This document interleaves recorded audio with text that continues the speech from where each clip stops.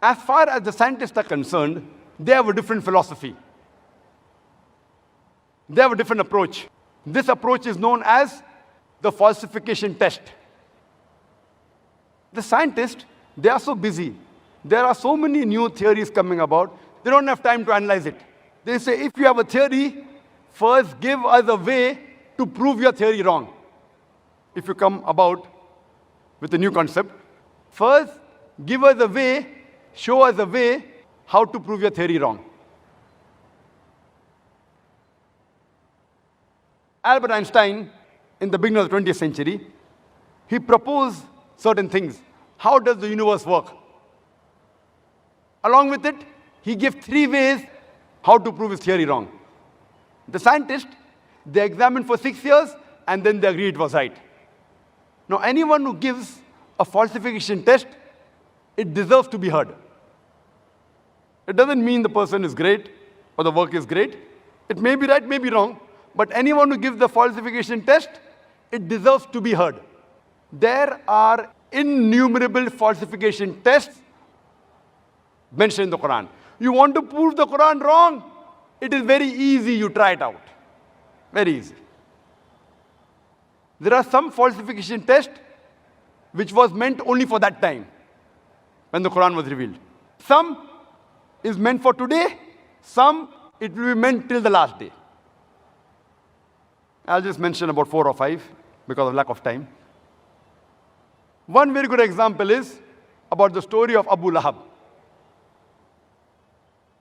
Abu Lahab, he was the uncle of the Prophet Muhammad ﷺ, and he was given this nickname, Abu Lahab, the father of the flame, and he was one of the staunchest enemies of the Prophet. Whenever he saw anyone speaking with the Prophet, he used to wait. Moment the Prophet left, he used to go to the man and ask him, what did the Prophet say? Did he say black? It is white. Did he say day? No, it is night. He used to speak the opposite. He was one of the staunchest enemies of the Prophet. He went out of the way, he even lied many a times just to prove the Prophet wrong. Now there's a surah in the Quran by the name Surah Lahab, chapter number 111, which all of us know very well. It's recited many times in the Salah, Tabbat Yada Abi Lahab wa Tab, etc. In this surah it is mentioned that Abu Lahab and his wife, they will burn in the hellfire, indicating they will never become Muslims. They will never ever accept Islam. Now this surah was revealed about 10 years before the death of Abu Lahab.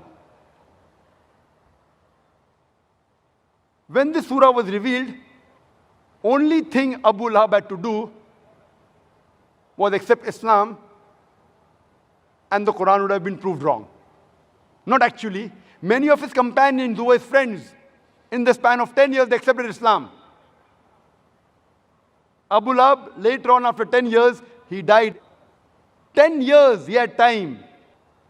The Prophet was constantly reminding him for 10 years, you accept Islam, and the Quran will be proved wrong.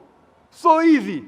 Only thing he had to do was say, I am a Muslim.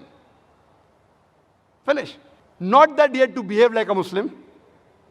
Not that he had to offer salah. Only thing he had to say, I am a Muslim, and finish. The Quran would have been proved wrong. So easy. Very easy. He had lied many times against the Prophet. He had to lie once again, and the Quran would have been proved wrong. But he could not, because the author of the Quran is Almighty God. He knows that Abu Lahab will never accept Islam. Falsification test. 10 years.